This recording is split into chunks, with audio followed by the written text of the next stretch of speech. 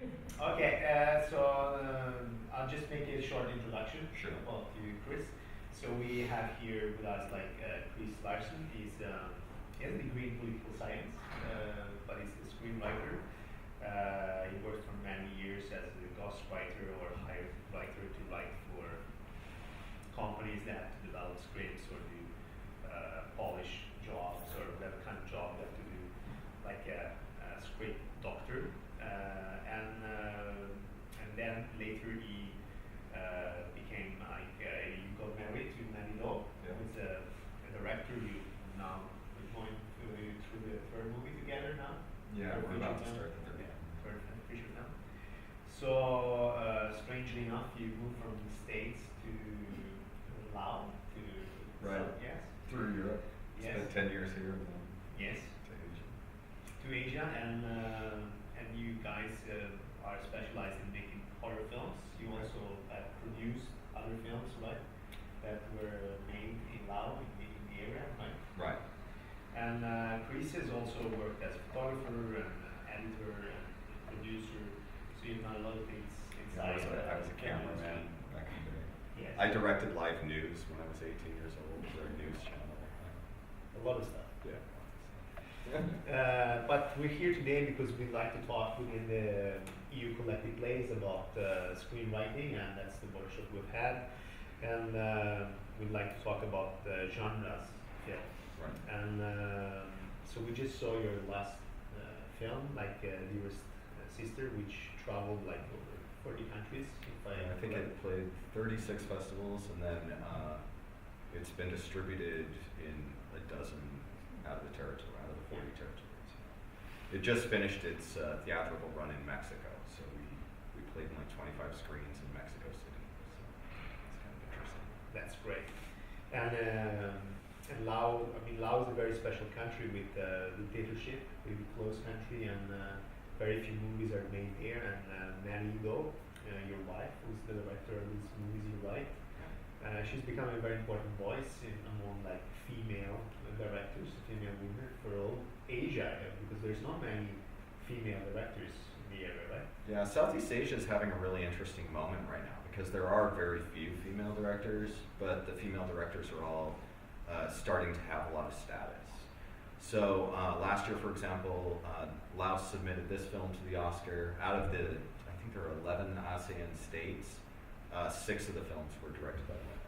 Of course, that includes Angelina Jolie's film out of Cambodia. She's not exactly an Asian director, but the Thai film, the Singaporean film, the Lao film, they were all female directors. So there's a really kind of interesting moment where female voices are actually getting a lot of attention,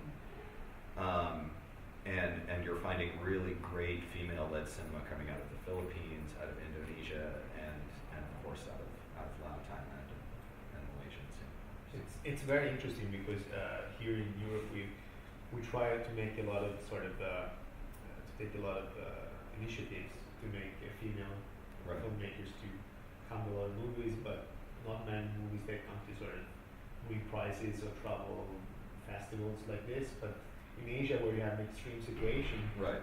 and female women, they're able to come out like very strongly. Right. Well, we kind of laugh about it a little bit because you read in the trades, you get into Hollywood Reporter, and Hollywood's like, yeah, we're trying to get to that like 7% mark, where like 7% of the directors are female. Well, like in Thailand right now, I think it's like 15%.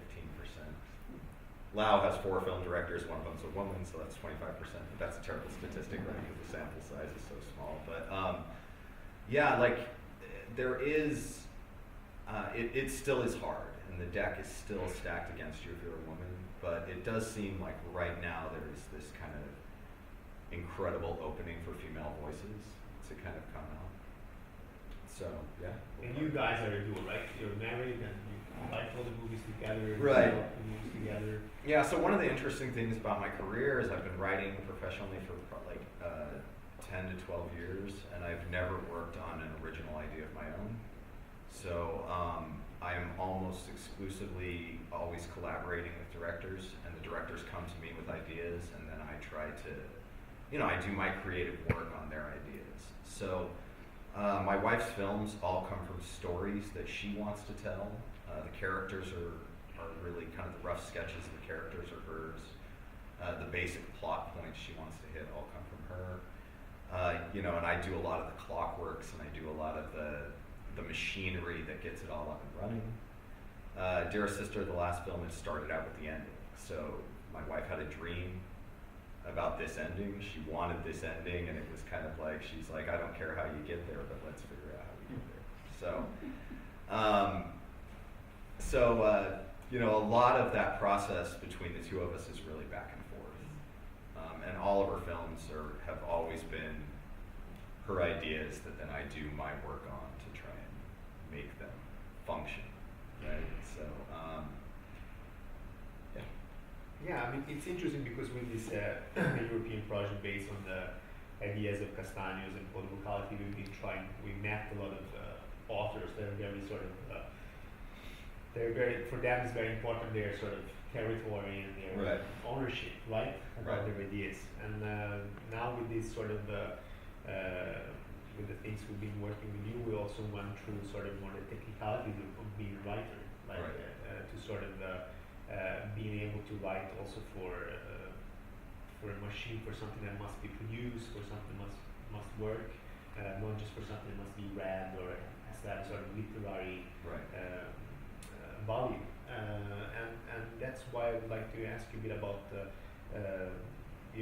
I know that you know very well the theories of Castaño. I would like to hear a bit about your point of view about his ideas and the way he sort of try to describe what's happening in writing the last 30 years.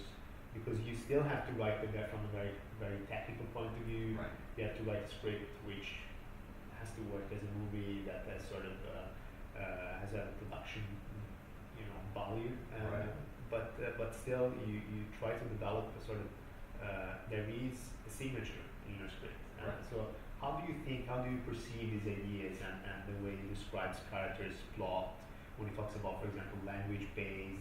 How do you think this can apply in filmmaking, and especially in genres or writing in sort of specific way? Right. Well, I think one of the interesting things about the work I've been doing recently, especially with Mattie, is that this movie is in a couple different languages, and I don't speak any of them. I speak English. I don't speak Lao. I don't speak Thai. I don't speak Estonian.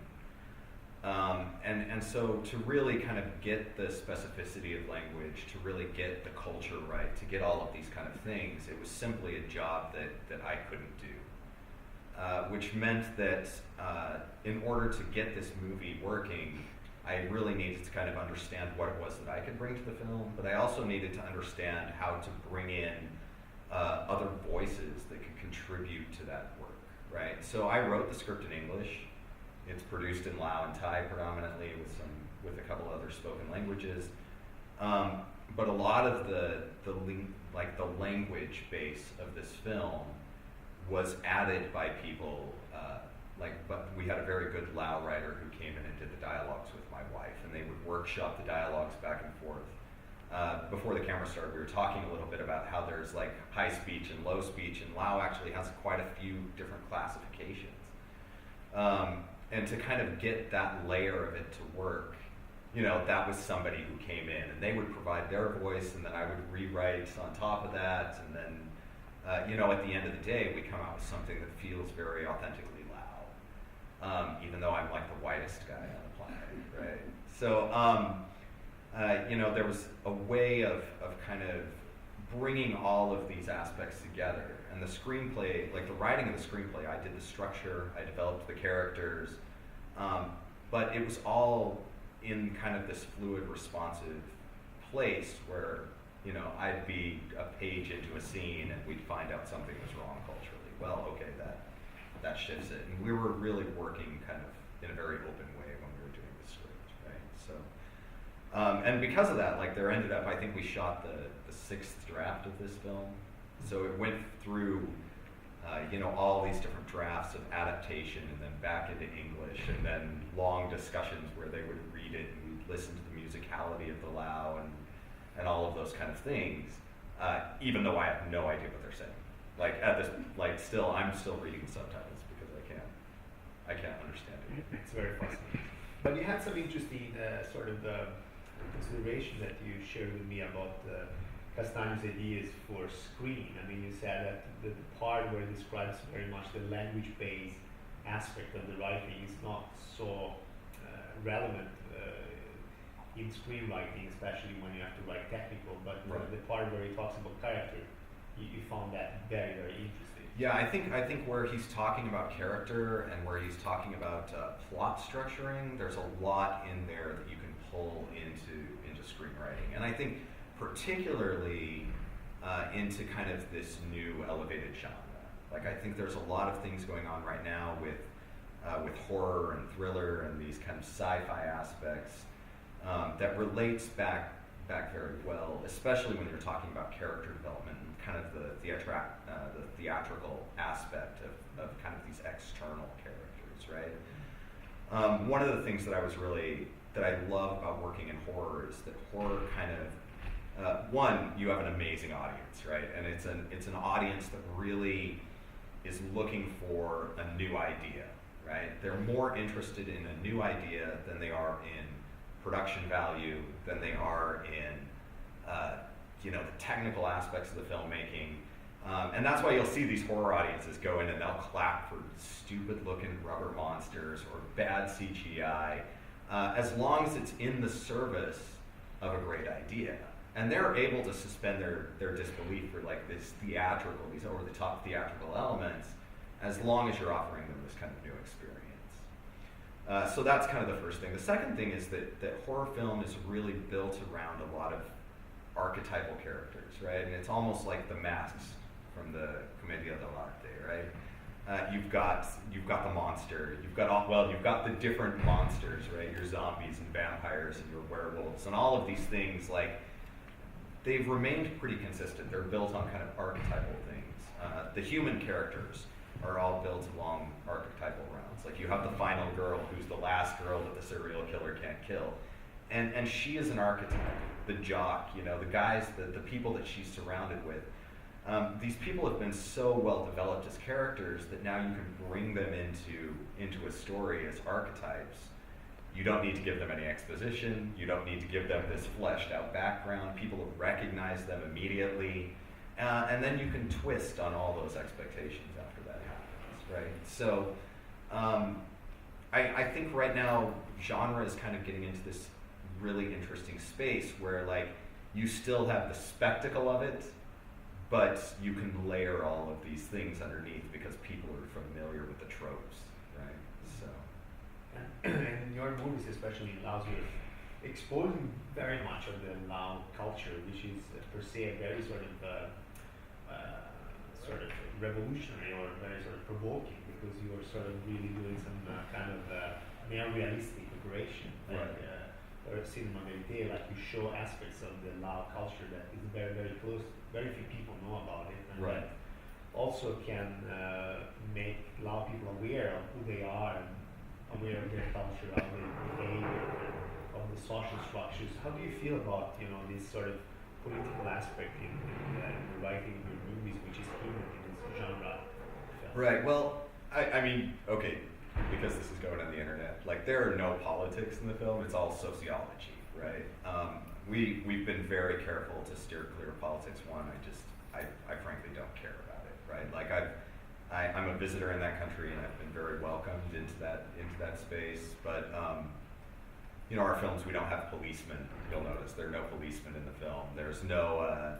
We've never made a movie with a policeman. We don't broach a lot of that aspect. But I think. We've got, my wife has a keen interest in kind of class structure. Her father is Vietnamese, but he was born in Vientiane, so she has a Vietnamese last name, which in Lao has no power, right? Her dad's a plumber, and in a very class-oriented society, like, that doesn't offer her much advantage. And actually, she's had a lot of problems socially because she comes from this low class, and the high class people cannot understand why she's getting so much attention or why she's had so much success, right? Not understanding that once you step over the border of Lao, nobody cares about Lao rich families. Like, that's where their power ends, right?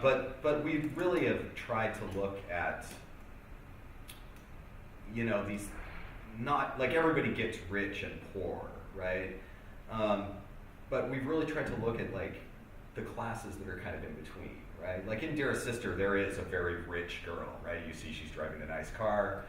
But Dearest Sister kind of takes place with kind of these middle class people, right? Like the blind girl, she's not so upper class. She's just married to a white guy, right? She's not nearly as rich as her rich friend. And the poor girl, when she comes from the village, is still not doing the housework, right? So you see there's another class of people beneath, and there's the stratification of people through there. And that's kind of where my wife's interest is in looking, right? So we're not doing poverty porn. We're not exploiting, like, oh, look at the sad brown kid. But on the other side, like, we're not really interested in the top 1% either, right? Like that's a class, but kind of that middle class stratification, like there's a lot of interest in there, so. But then to look at that, we go back and we look at the rich girl versus the poor girl archetype, right? Like the innocent girl from the village who comes to the big city and she's all wide-eyed, but once she gets there, she loses that innocence, right? And I think the film does a great job in kind of taking her through this journey. Yeah. And to go back to sort of Castagno, and because the writing for screen has been very sort of consolidated in sort of Aristotelic 3 acts structures and the ideas of the keys and story, and all that stuff. But you've sort of, even though you've been a sort of very technical writer and consulted us on manuscripts, and you also developed your own method and took a path away. And could you say a bit more about the way you sort of work and the way you sort of create your script, or think about sort of classical 3-act structures? Right. Well, from a technical aspect, like a film is like the format is very rigid. Right? You're writing in Final Draft, you know how many lines there are in a page, no one is going to read more than 90 to 100 pages of script, right? A page of script is 50 lines, a beat is 3 lines of that, and you can very mathematically kind of statistically break down what a film is until you can get to some basic things, right? A film is 60 things that happen, more or less. It's 1,000 beats, whether they're action or dialogue beats, and beyond that, like, you don't really have a lot of flexibility in maneuvering that if you want to get money, if you want to get financing, if you want people to watch a movie. But I don't think that you necessarily have to conform to this. In the first 5 minutes of the film, people need to understand the main argument. In the first 10 pages, you have to get to the inciting incident. Then you have a climax here, and you have a climax here, and you have a climax here. In the last 10 minutes are your third act, right, where everything gets resolved. I've tried, in a lot of ways, I usually kind of understand where I'm going. I kind of understand where I've been. But for the most part, like, we really have tried in our, like, especially my wife and I, to like understand the identity of the characters. And once we understand how these characters are making decisions, we try to let them tell the story, right? And then we kind of focus on where our attention feels like where we find the most interest, right? Dearest Sister was a huge experiment. I wanted to experiment with this idea that I could open with one character and make her obviously the protagonist, right? There's a lot of work in the beginning of the film to make you feel something for the innocent girl coming from the countryside, right? Well, she stops having scenes from her point of view about 80% of the way through the film. She's going through some dark turns, and I lost interest in following her story, right? So we wanted to do this transition of protagonists from one to the other. Well, that was kind of interesting. It was something that we really felt out through just letting the characters kind of present scenarios and letting them. Like I said, we started out with the ending, and we started out with a basic beginning. We're going to put these two girls together, and at the end, like, I don't want to spoil it, but we had the ending, right? But a lot of what happened in the middle was just us letting the characters tell us where they wanted the story to go. I didn't think about. I have a pretty good instinct for climaxes, or a pretty good instinct for like where scenes happen. But we really just kind of let the characters work through the story because we understood them at that point. So that was kind of an interesting thing about this as well. Do you consider writing for theater more free than writing for film? Oh man, I'm trying to remember the last time I wrote theater. I think I wrote a one-act play like 11 years ago, and I think that's kind of the last time. Yeah, I mean, I kind of feel like there's an aspect to writing for theater where like writing theater has some literary value as well, right? I don't feel like screenwriting has an additional literary value, right? Like I'm sure people publish screenplays and you can go online and you can read screenplays, but a screenplay is written for an audience of about 12 people. You know, it's the director, the producers, the people who are putting the money, and the key creatives, right? Nobody expects the electrician to read the script. Nobody cares, right? So, but you're dealing with these 12 people that have to take this document and for the most part do a very technical job with it. So there's a lot of economy. Like I don't think about, oh, how does this sentence sound? It's like she goes there, she picks the knife up off the table. I don't try to make it, you know, I try to do that in the shortest space possible because the format is so rigid. You know, you do work with the dialogues, you do try to add some value to those, but I don't really look at screenplays as like having this additional literary value. Whereas I think when I was writing theater a long time ago, I paid a lot more attention to the overall language of the thing because there was this possibility that it would get passed around, that it was more than an audience of the 12 people making the film. It was potentially being published and being pushed out to the world and, you know, having hundreds of people interacting with this thing, which of course they didn't. Like my play wasn't great, but you know, that was the possibility, and I think that's something that it's a different thought process than when you write something for film, right? The minute we wrapped on Dearest Sister and they finished the edit, no one ever looked at the script again, and nobody ever will. You know, it lives on my hard drive. I have it backed up, and that's the last time. Because if you want to see the story, you watch the movie. You don't read the script, right? So I don't even read the script. What do you feel like? Do you think like that the ideas of Castagno and obviously the Polyvocality could sort of end up affecting the writing? Because there's a lot of production of books and literature for people who want to write for screen, because right. There's more people who want to write for screen than people who want to write for theater. In right. we like to think the opposite. But do you think that sort of some of the theories and ideas of Castagno can sort of reach the audience that is trying to approach a more creative way, free way to write the film? Yeah, I think you know, I mean, it's good to have a background. It's good to understand the foundation that your form is built upon. But realistically, I think if you're looking at the films that festivals are programming right now, I think if you look at, and again, I can speak largely towards genre. Genre is becoming very, very fluid. Like the definition of what a horror film is becoming very, very fluid, right? It's not the 1980s anymore. You don't have to introduce Freddy Krueger and introduce a whole bunch of teenagers and then systematically slaughter those teenagers and then confine Freddy back to the world of the dreams. You don't have to have these structures anymore. And I think there's a lot of things in Castagno's book talking about finding ways to kind of understand that, but to not, if your story, if your characters are reaching these things, if they're leading you in interesting directions, that you don't need to be tied to a 3-act structure. You know, you don't need to start and finish your film at the moments where people expect you to start and finish your film.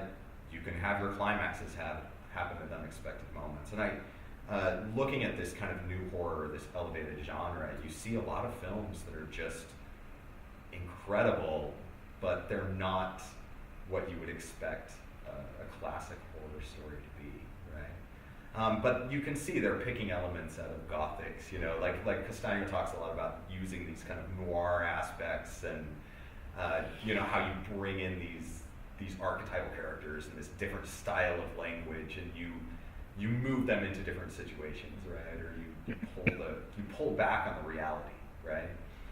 And genre, I think, offers a lot of that, right? Dearest Sister is interesting. We could have told this story with no ghosts very easily. We could have had rich girl and poor girl, and they could have slighted each other and had all of that drama. But adding the ghost story aspect to it allowed us to kind of have this unreal theatrical sphere where we could really push the characters into places where they would have never gone. So you have this kind of neo-realistic look at social strata, and then you have to deal with the fact that there are ghosts,